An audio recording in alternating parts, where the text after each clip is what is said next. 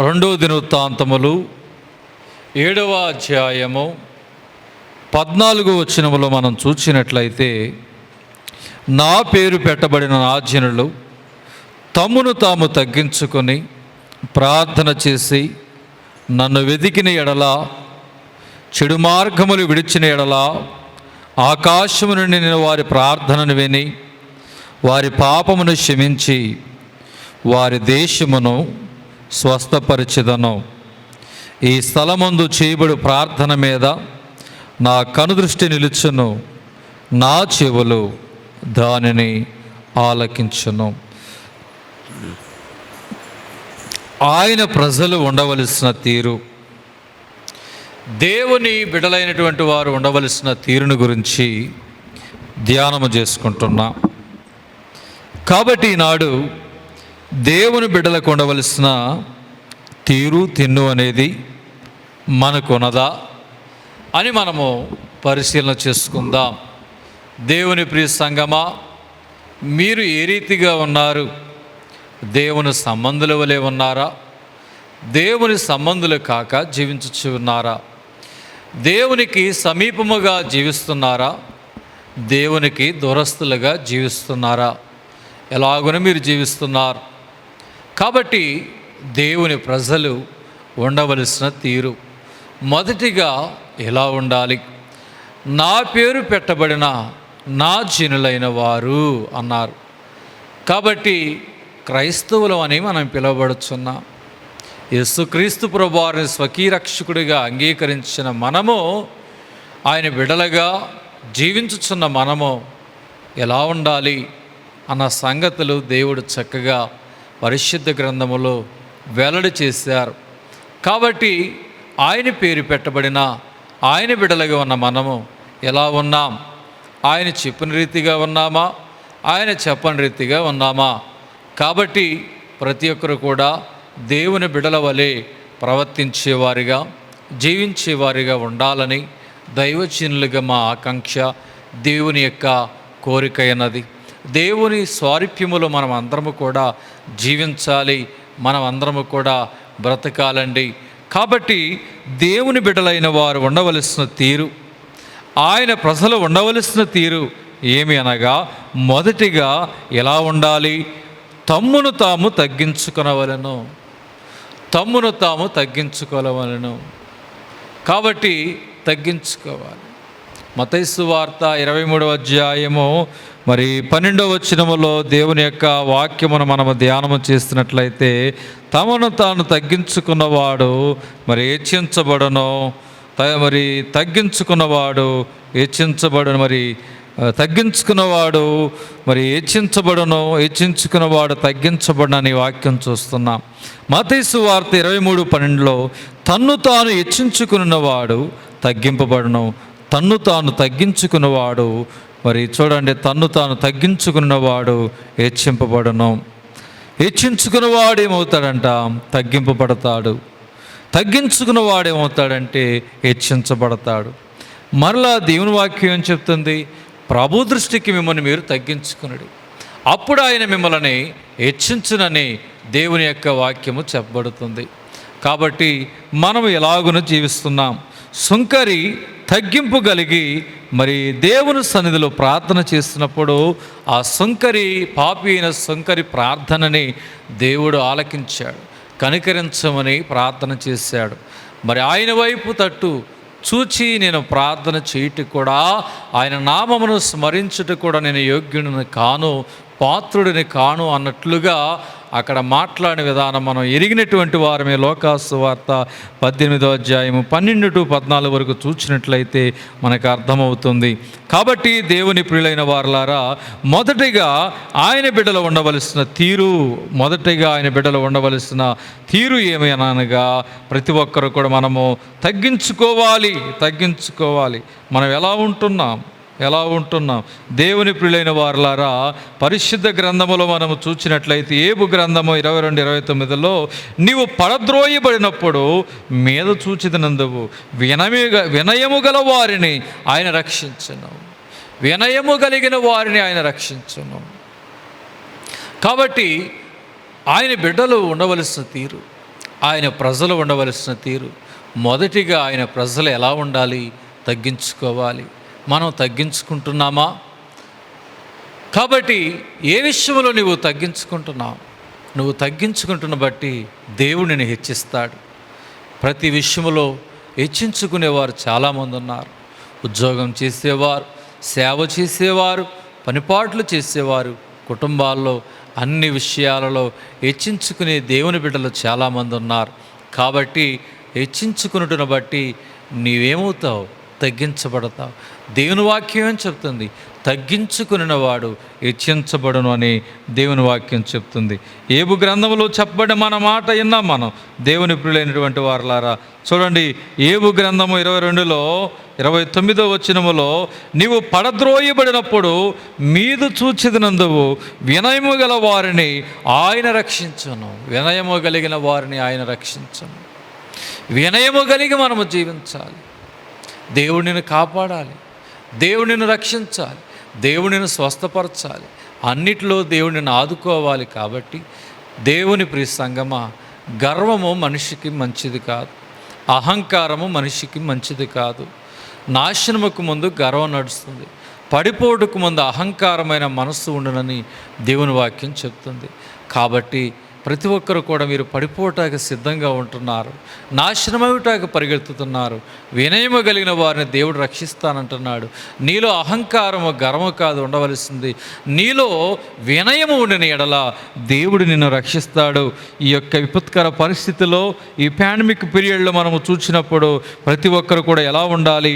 దేవుడు చెప్పిన రీతిగా మనము బ్రతికినట్లయితే దేవుని ప్రియ సంగమ ప్రతి ఒక్కరము కూడా మనము రక్షించబడతామండి. చూడండి, పరిశుద్ధ గ్రంథములో యెషయా గ్రంథము 57వ అధ్యాయములో 15వ వచనములో, మహాగణుడును మహోన్నతుడును పరిశుద్ధుడును నిత్య నివాసి అయిన వాడు ఇలాగ సెలవిచ్చున్నాడు, నేను మహోన్నతమైన పరిశుద్ధ స్థలములో నివసించువాడును, అయినను వినయము గల వారి ప్రాణమును ఉజ్జీవింప చేయటకును, నలిగిన వారి ప్రాణమును ఉజ్జీవింప చేయటకును, వినయము గల వారి యొద్దను దీన మనస్సు గల వారి యొద్దను నివసించుచున్నాను.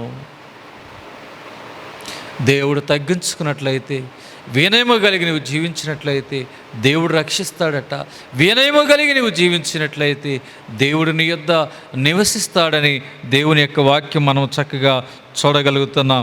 అదే రీతిగా యాకోబు పత్రికలో 4వ అధ్యాయములో, యాకోబు పత్రిక 4వ అధ్యాయము 6వ వచనంలో చూస్తే, ఆయన ఎక్కువ కృపనిచ్చును, అందుచేత దేవుడు అహంకారులను ఎదిరించి దీనులకు కృప అనుగ్రహించును. సామెతలు 15:33 చూస్తే, ఘనతకు ముందు వినయముండును. ఘనతకు ముందు వినయం ఉంటుంది. ఎవరైనా ఘనత, పేరు విషయంలో ఘనత, జీవిత విషయంలో ఘనత మరి సంపాదించబోయే వారు ఎలా ఉంటారంటే, వారు తగ్గించుకుని ఉంటారు. తగ్గించుకుని వినయము కలిగిన వారిగా ఉంటారు. వినయము కలిగిన వారిని దేవుడు రక్షిస్తాడు. వినయము కలిగిన వారి యొద్ద దేవుడు నివాసము చేస్తాడు. వినయము కలిగిన ఎడల నీవు ఏమవుదు అంటే నీకు ఘనత కలుగుతుంది. ఘనత చూడండి, ఘనతకు ముందు వినయముండును. ఘనతకు ముందు వినయముండును.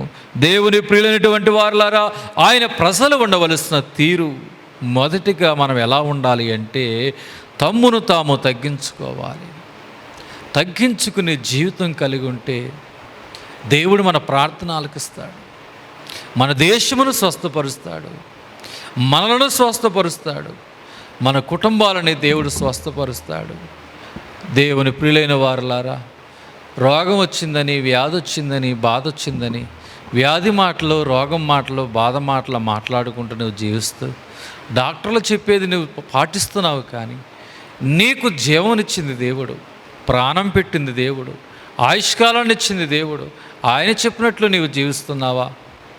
స్త్రీగా చేసింది ఆయనేగా నిన్ను, పురుషుడిగా చేసింది ఆయనేగా నిన్ను, భార్యకి భర్తగా, భర్తకి భార్యగా, బిడ్డలకు తల్లిదండ్రులుగా ఇప్పటి వరకు ఉంచింది దేవుడే కదా.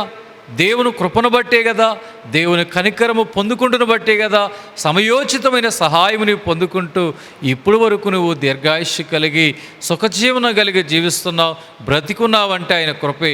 కాబట్టి ఆయన చెప్పిన ప్రకారంగా నువ్వు జీవించినట్లయితే చక్కగా నువ్వు బ్రతుకుతావు.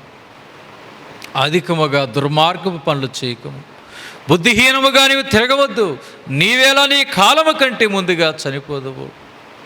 కాబట్టి దేవుడు చెప్పినట్లుగా నువ్వు నడుచుకోకుండా బుద్ధిహీనముగా తిరుగుతున్నావు, అధికముగా దుర్మార్గపు పనులను చేయుచున్నావు.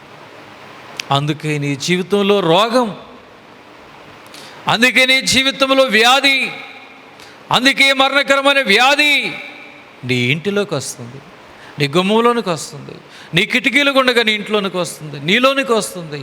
మరణం అనేది కుటుంబంలో చూస్తున్నాం. ఈనాడు దేవుడు చెప్పినట్లుగా మీరు జీవించటం లేదు.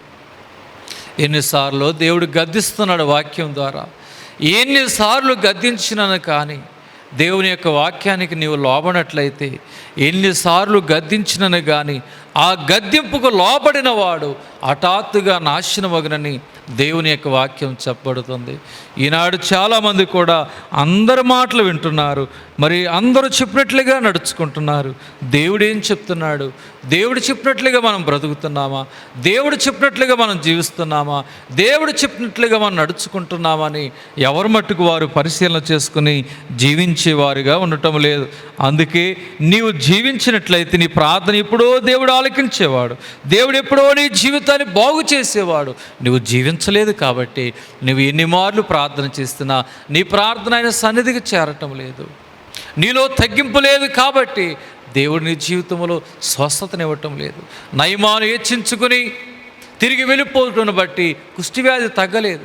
ఎప్పుడైతే తగ్గించుకుని దైవజనుడు చెప్పిన రీతిగా యొర్దాను నదిలో 7 మార్లు మునిగాడో, తగ్గించుకుని పసిపిల్లల వంటి దేహము కలవాడయ్యాడు. తగ్గింపులో విడుదల ఉంది, తగ్గింపు జీవితంలో ఘనత ఉంది, తగ్గింపు జీవితంలో హెచ్చింపు ఉంది, తగ్గింపు జీవితంలో ఆశీర్వాదం ఉంది. ఘనతకు ముందు వినయం ఉండును. కాబట్టి ప్రభు దృష్టికి మిమ్మల్ని మీరు తగ్గించుకోండి, అప్పుడు ఆయన మిమ్మల్ని హెచ్చిస్తాడు. ఆయన ప్రజలు ఉండవలసిన రెండవ తీరు ఏమి అనగా, నా జనులైన వారు తమ్మును తాము తగ్గించుకునవలెను మొదటిగా. రెండవదిగా ఎలా ఉండాలి? వారు ప్రార్థన చేయవలెను. ప్రార్థన అనగా communication between to man and to God. దేవునికి మానవునికి మధ్య సంభాషణయే ప్రార్థన అన్నారు. కాబట్టి ప్రార్థన క్రైస్తవునికి శ్వాస వలె ఉండాలి. ప్రార్థన క్రైస్తవునికి ఒక ధ్యాస వలె ఉండాలి. ప్రార్థన ఊపిరి. అన్నిటికన్నా ప్రార్థనే మిన్నా. ప్రార్థన పైకి వెళుతుంది, దేవుని కృప క్రిందికి వస్తుంది. మనం చేయలేనివన్నీ ప్రార్థన చేసి దేవుని ద్వారా కార్యాలను జరిగించుకోవచ్చు. ప్రార్థన చేయటం అంటే దేవుని సహాయమును ఆర్జించటమే.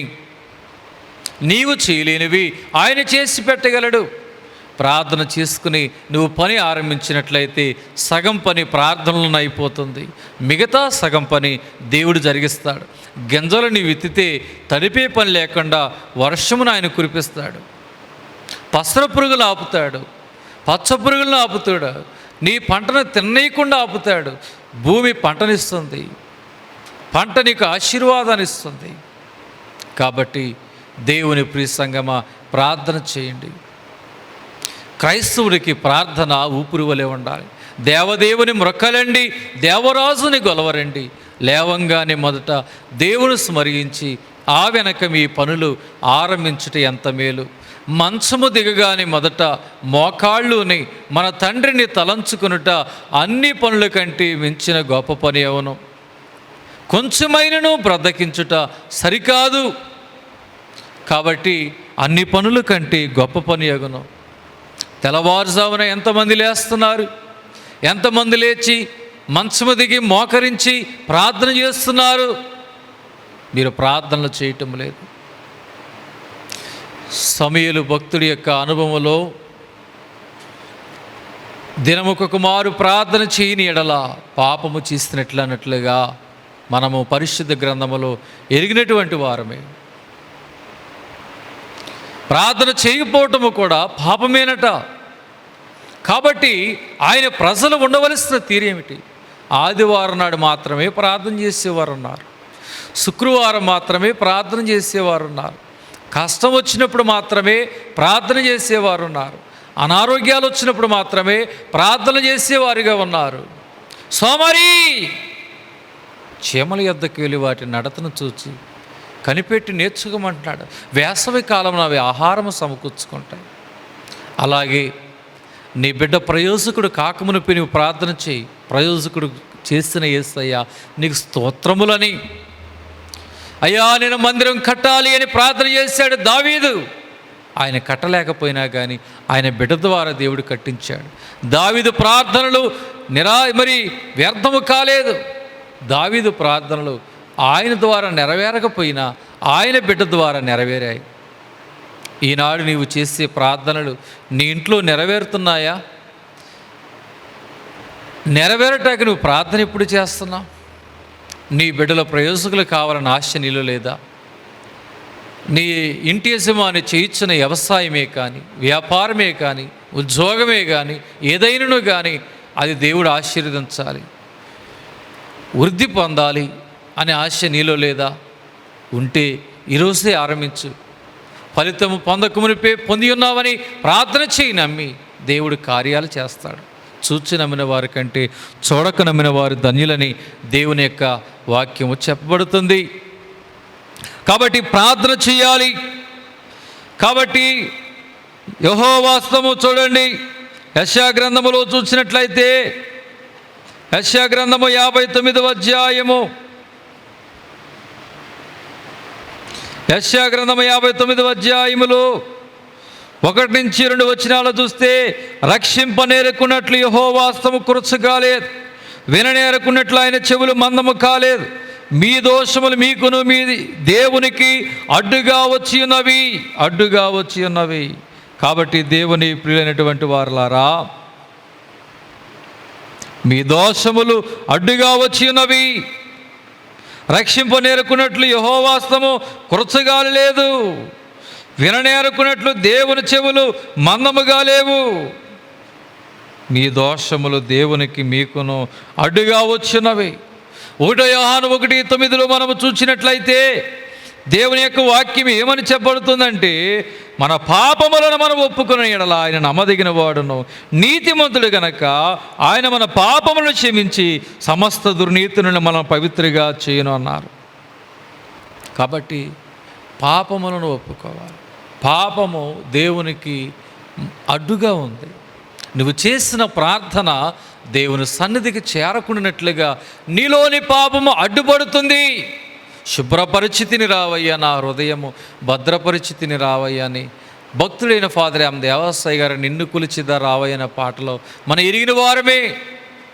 శుద్ధి చేసుకోవాలి, అంతరంగాన్ని శుద్ధి చేసుకోవాలి, మనస్సును శుద్ధి చేసుకోవాలి, తలంపులు శుద్ధి చేసుకోవాలి, శరీరము శుద్ధి చేసుకోవాలి, కంటి శుద్ధి, ఒంటి శుద్ధి, పాదశుద్ధి, బహిరంగ శుద్ధి, నోటి శుద్ధి, హృదయ శుద్ధి, శరీర శుద్ధి, మనసుకు శుద్ధి ఉండాలి, మనస్సాక్షికి శుద్ధి ఉండాలి. శుద్ధి చేసుకోండి. రక్షింపనేరుకున్నట్లు యెహోవా హస్తము కురచగా లేదు, విననేరుకున్నట్లు దేవుని చెవులు మందముగా లేవు. దేవునికి మనకి అడ్డుగా మనలోని పాపాలు అడ్డుపడుతున్నాయి. నీ ప్రార్థన అందుకే దేవుడు ఆలకించటం లేదు. కాబట్టి మన పాపములు మనం ఒప్పుకొనని యెడల ఆయన నమ్మదగిన వాడును నీతిమంతుడు గనక ఆయన మన పాపములు క్షమించి సమస్త దుర్నీతుల్ని మనం పవిత్రగా చేయను. ఇర్మియా 31:9 వారు ఏడ్చుచు వచ్చెదరు, వారు నన్ను ప్రార్థించుచుండగా నేను వారిని నడిపించుదును. వారు త్రొట్టెలకుండా చక్కగా పోవు బాటను నీళ్ళ కాలవల యొద్ద వారిని నడిపించును. ఇశ్రాయేలుకు నేను తండ్రిని కానా, ఎఫ్రాయిము నా జ్యేష్ఠ కుమారుడు కాడా. దేవుని ప్రియ సంగమా, ప్రార్థన చేసేవారులారా, పాపములను విడిచిపెట్టండి. పాపములు ఒప్పుకుని విడిచిపెట్టండి. పాపములు ఒప్పుకుని విడిచిపెట్టినట్లయితే ఇక్కడ చూడండి, వారు ఏడ్చుచూ వచ్చేదరు, వారు నన్ను ప్రార్థించుచుండగా నేను వారిని నడిపించుదును. నడిపిస్తాడు. నీ కష్టకాలమందు దేవునికి తోడుగా నడిపిస్తాడు. చేయి పట్టి నేను నడిపిస్తాడు. లేవలేనప్పుడు దేవుడు నిన్ను లేవనెత్తి నడిపిస్తాడు. అన్ని సంగతులలో, అన్ని విషయాలలో దేవునికి తోడైంది నడిపిస్తాడు. నువ్వు ప్రార్థన చేయుచుండగా వారు త్రొట్టెలకుండా చక్కగా పోబాటను కుడికి కానీ ఎడమ కానీ తొలగిపోకుండా పోవుబాటున దేవుడు వేస్తాడు. ఇంకా ఏంటంట, నీళ్ళ కాలవల యొద్ద తొట్టిలకుండా చక్కగా పోవుబాటును నీళ్ళ కాలువల యొద్ద వారిని నడిపింతును. నీళ్ళ కాలువల యొద్దకు వారిని నడిపింతును. ఎండిపోకుండా ఉండి నిమిత్తమై ఏటి వారిన నాటబడిన ఆకువాడక తన ఋతుకాలమందు ఫలమిచ్చు చెట్టు వలె ఉండులాగున దేవుడు ఏం చేస్తాడట, నీళ్ళ కాలువల యొద్దకు నడిపిస్తాడు. ఆకువాడక తన ఋతువు కాలమందు ఫలమిచ్చు చెట్టు వలె ఉండినట్లుగా ప్రార్థన చేసేవారి జీవితాలని అలాగున దేవుడు చేయబోతున్నాడు. అలాంటి అనుభవంలోకి రండి. బడా ఎక్కువైపోయి ప్రార్థన తక్కువైపోతుంది ఈ దినాలలో. మనుషులు చూచి కొరకు ప్రార్థన కాదు, దేవుడు చూచే ప్రార్థన చేద్దాం. మనుషులు చూచుడు ద్వారా మెప్పు కలుగుతుంది, ప్రయోజనము శూన్యం. అది దేవుడు చూచు ప్రార్థన చేస్తే దేవుని ప్రార్థన ఆలకించి పెంట కుప్పల్లో పడిపోయిన నీ జీవితాన్ని దేవుడు లేవనెత్తాడు. నీ కన్నీటిని నాట్యంగా మారుస్తాడు. నీ దుఃఖ దినములను దేవుడు సమాప్తం చేస్తాడు. నేను త్రొట్టిలో పోకుండా దేవుడు కాపాడుతాడు. అన్ని విషయాలలో దేవుడు చక్కగా నేను నడిపిస్తాడు. ఎటు వెళ్ళాలో, ఎలా బ్రతకాలో, ఎలా జీవించాలో ప్రార్థన చేసి నీకు దేవుడే నాయకుడేయండి. నీ జీవితాన్ని ఆయన చిత్తానుసారంగా నడిపించి పొంగి పొర్లే అనుభవంలోనికి దావీదు భక్తుడు అంటాడు, నా గిన్నె నిండి పొంగి పొర్లుచున్నది అన్నాడు. గిన్నె నిండి పొంగి పొర్లే అనుభవం కలిగిన జీవితంలోనికి నడిపిస్తాడు. ప్రార్థనాపరుడిగా నీవు జీవించినట్లయితే దినముకి ఎన్ని మార్లు ప్రార్థన చేస్తున్నావు, దినముకి ఎన్ని మార్లు నువ్వు తింటున్నావు. అన్నము తినుటకు ముందు వందనములు ఆచరించుట గొప్ప విందు. కాబట్టి ప్రార్థన చేసుకోండి. అన్నం తినటం మర్చిపోవటం లేదు, ప్రార్థన చేయటం కూడా మర్చిపోకూడదు. నీవు మర్చిపోకూడదు. ప్రార్థన లేకుంటే నీ బ్రతికే శూన్యం. అన్నిటికన్నా మిన్నగా కన్నీటి ప్రార్థన నీలో ఉందా? కన్నీటి ప్రార్థన దేవుని కదిలిస్తుంది. కన్నీటి ప్రార్థన దేవుని కరిగించి వేస్తుంది. ఇప్పుడు నీవు కన్నీళ్లు విడిచి చూస్తున్నావు. దుఃఖపడువారు ధన్యులు, వారు ఓదార్చబడదరు, వారు సంతోషించెదరు అని దేవుని యొక్క వాక్యము మనం ఎరిగినటువంటి వారమే. కాబట్టి దేవుని బిడ్డలైనటువంటి వారులారా, మనము గమనించినట్లయితే మూడవదిగా ఆయన బిడ్డలు ఎలా ఉండాలి, రెండో విషయం మనం ధ్యానం చేసుకుందాం. ప్రార్థన చేయవలనన్నా కాడ రోమాపత్రిక 10వ అధ్యాయం 12వ వచనంలో, యూదుడని గ్రీసు దేశస్థులని భేదము లేదు, ఒక్క ప్రభువే అందరికీ ప్రభు అయ్యుండి తనకు ప్రార్థన చేయు వారందరి ఎడల కృప చూపుటకు ఐశ్వర్యవంతుడై ఉన్నాడు. ప్రార్థన చేయు వారందరి ఎడల కృప చూపుటకు ఐశ్వర్యవంతుడై ఉన్నాడు. కృప చూపుటకు ఐశ్వర్యవంతుడై ఉన్నాడు. ప్రార్థన చేయు వారందరికీ ఆయన కృప చూపుతాడు. కాబట్టి ఆయన ప్రజలు ఉండవలసిన తీరు ఏది అనగా, వారు ఏం చేయాలంటే దేవుని బిడ్డలైనటువంటి వారులారా, వారు ప్రార్థన చేసేవారిగా ఉండాలి. లారా, మూడవదిగా మనము చూసినట్లయితే దేవుని యొక్క వాక్యం చెప్పబడుతుంది.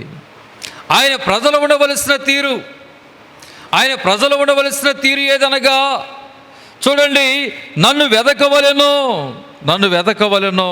పరిశుద్ధ గ్రంథములో మనం గమనించినట్లయితే మూడవదిగా మనం ఏం చేయాలి? ఆయన బిడ్డలమైనటువంటి మనము యెషయా గ్రంథములో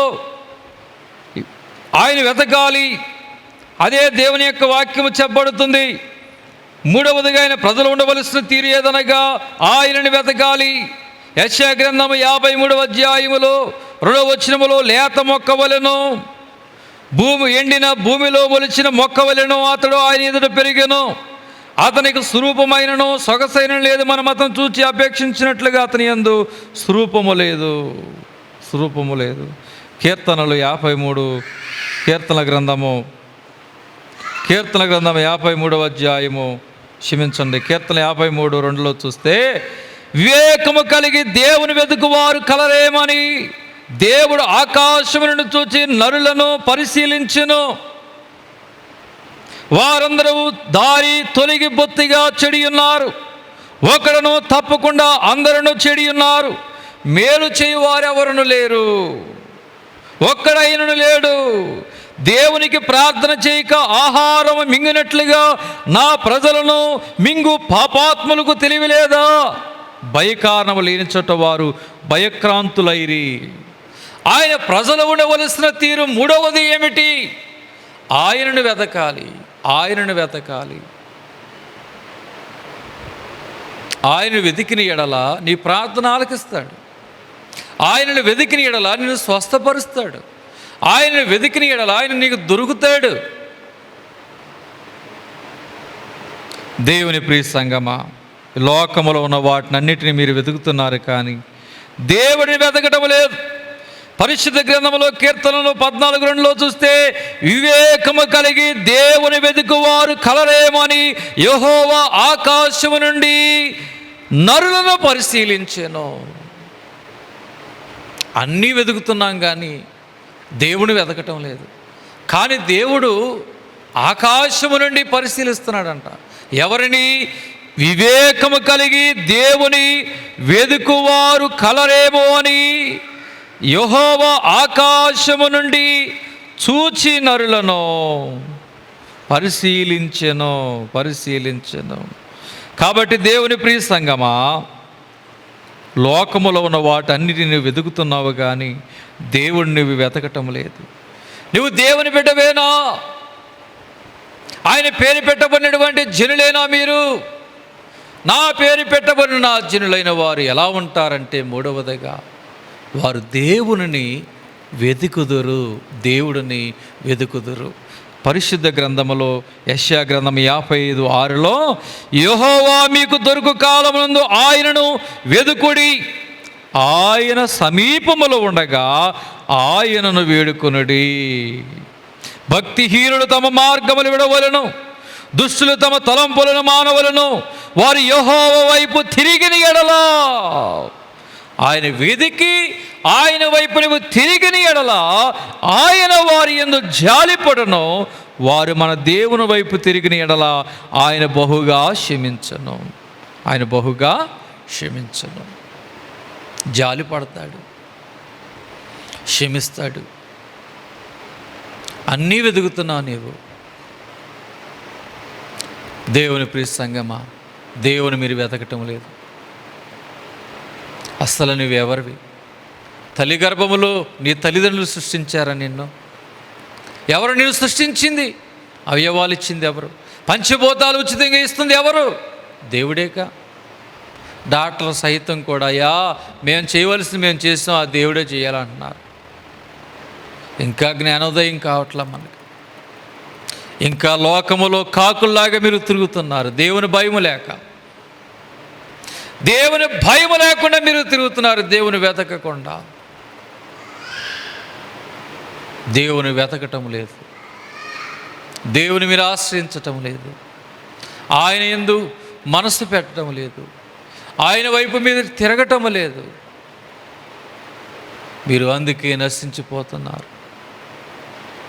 నన్ను విడిచి వేరొకరిని అనుసరించి వారికి శ్రమలు విస్తరిస్తాయి. యెహోవాను మరచి వారికి శ్రమ. నా ప్రాణమా, తినుము త్రాగుము సుఖించుమని లోకములో ధనాపేక్ష కలిగి ధనమని పరిగెడుతున్నావు. నేటి రాత్రి చనిపోతే ఈ ధనం ఎవరిదవుతుంది? ఏంటి నీ పరుగులాట? 3 నాళ్ళ ముచ్చటం నీ జీవితం. కొంతసేపు కనబడి అంతలోనే ఆవిరైపోయి మాయ జీవితం. నీటి మీద బుడగ వంటిది జీవితం, త్రాసు మీద ధూళి వంటిది జీవితం. నీ ముందు ఎంతమంది చనిపోవట్లేదు. రేపు నువ్వు చనిపోతే నీ ఆత్మ ఎక్కడికి వెళుతుంది అనే విషయంలో ముందు చూపు ఉంది. రేపు నువ్వు చనిపోతే నీ ఆత్మ ఎక్కడికి వెళుతుంది? నీలో ఆత్మ లేకపోబట్టే కదా నువ్వు చనిపోతున్నావు. ఆత్మ ఉన్నంత కాలము ప్రాణం ఉంటుంది. ఆ ప్రాణం ఉన్నంత కాలం పట్టుపరిపోయిన పడుకోబెడతారు. ఆ ఆత్మ ఎప్పుడైతే వెడలిపోతుందో ప్రాణం పోతుంది, శరీరము నిర్జీవం అయిపోతుంది. వారిని వాకిట్లో పడేస్తారు. ఈనాడు పట్టు పొరిపోయిన పడుకున్న నిన్ను ఏం చేస్తారో తెలుసా? మట్టి పరుపు పైన పడుకోబెడతారు. నాది నాది అని నువ్వు విర్రవీగుతున్నావు. ఏది నీది కాదు, ఏది నీ వెంట రాదు. నాది నాది అంటూ వాదులాట నీకెందుకు?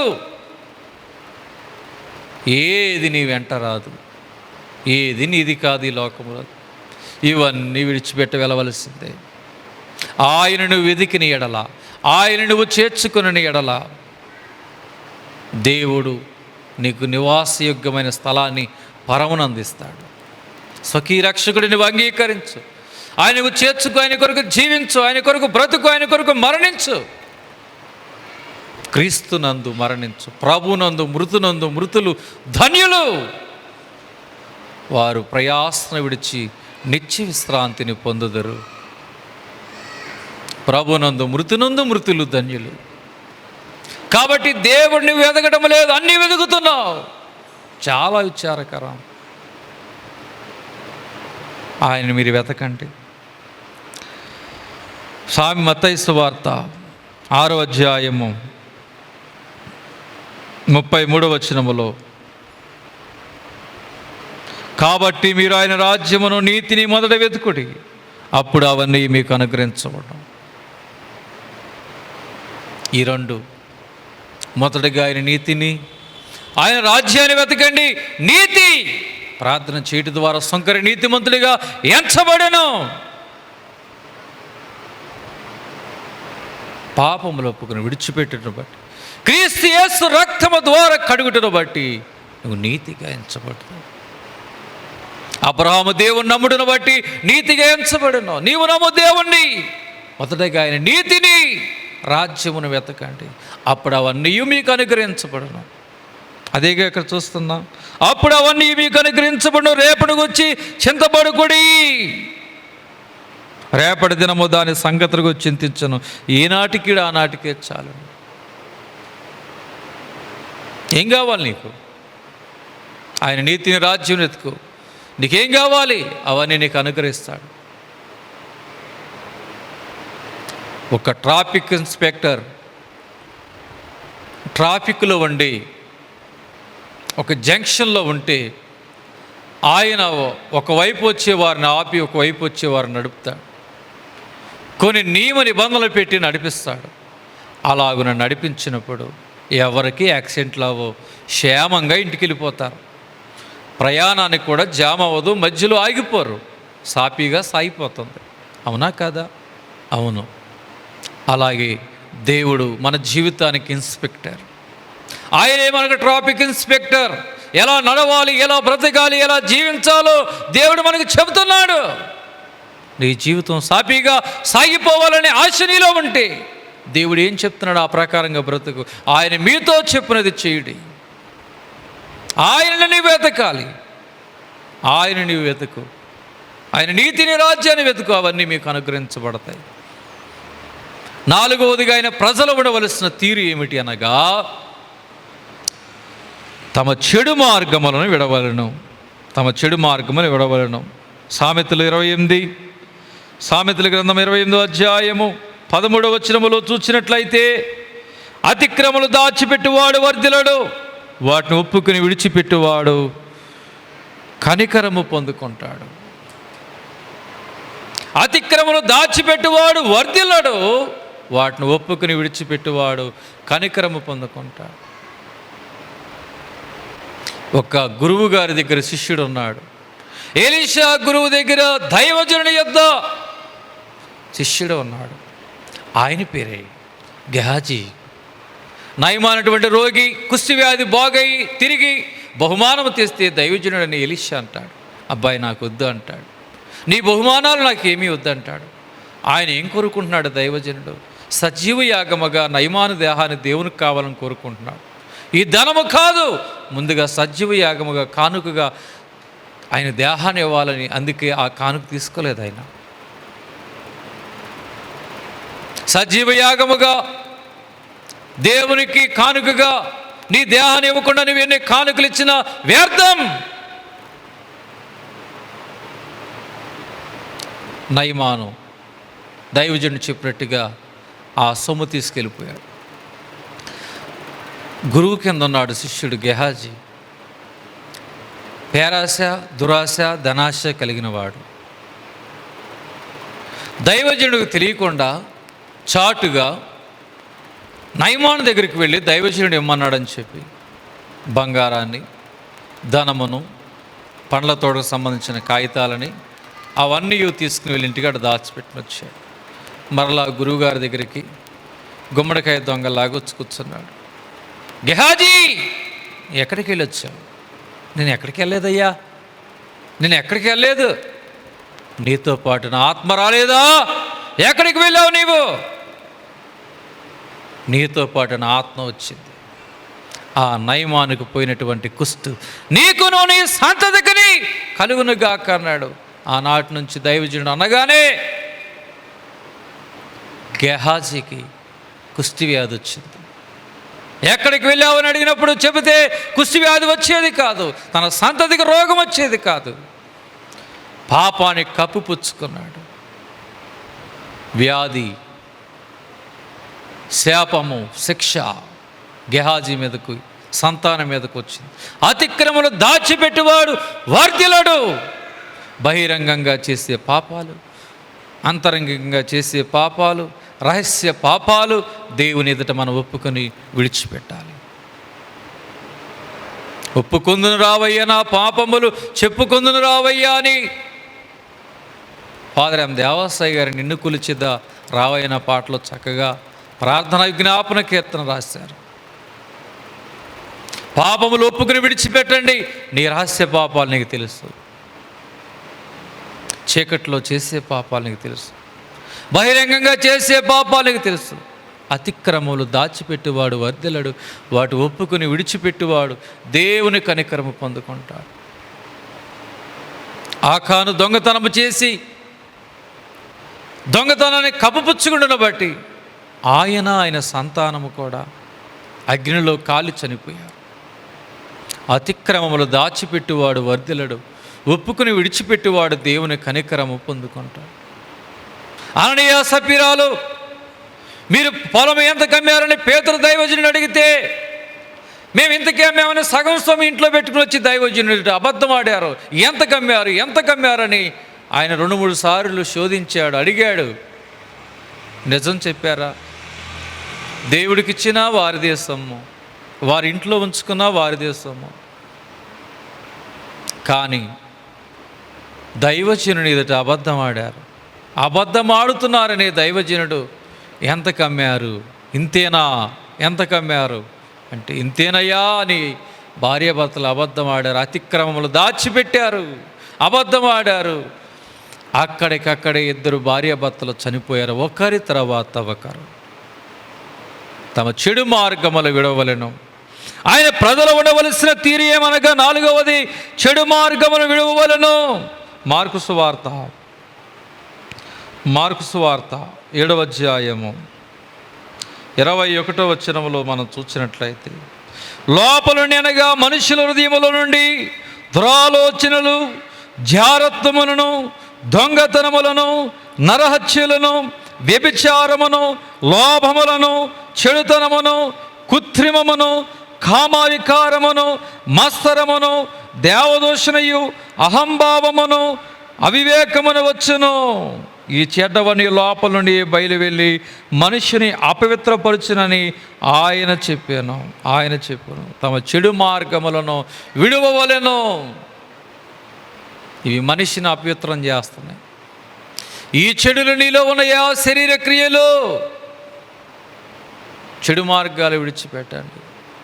అలా నీవు చేసినట్లయితే నేను వారి ప్రార్థన ఆలకించి 2వ దినవృత్తాంతములు 7వ అధ్యాయము 2వ దినవృత్తాంతములు 7వ అధ్యాయము 14వ వచనములో, నేను వారి ప్రార్థనను ఆలకించి వారి దేశమును నేను స్వస్థపరిచేదనని దేవుని యొక్క వాక్యం చెప్పబడుతుంది.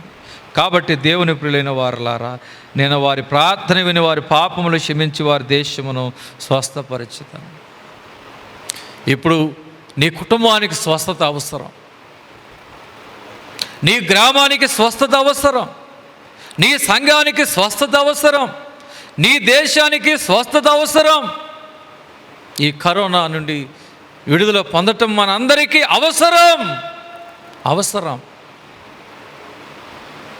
మరణము కిటికీల నుండి కూడా వస్తుందంట. కరోనా వ్యాధి ఇప్పుడంట గాలిలో వస్తుందంట. తుంపర్ల ద్వారా వస్తుందని మాస్కులను పెట్టుకొని చేసాం. ఆ తుంపర్ల గాలి ద్వారా కూడా ప్రయాణం చేస్తున్నాయి. ఈ వైరస్ భయంకరంగా ఉంది. దేవుని స్వాధీనములో ఉంటే అవి మనల్ని ఏమి చేయవు. క్రీస్తునందున వారికి శిక్షా విధి లేదు. ఏ తెగులు నీ గుడారము సమీపించదు. నువ్వు పేరుకు మాత్రమే క్రైస్తవుడు జీవించుచున్నావు, కానీ నువ్వు మృతుడివి. క్రియలు లేని విశ్వాసం మృతం. నువ్వు క్రైస్తవుడు అని చెప్పుకుంటున్నావు, క్రియలు లేవు.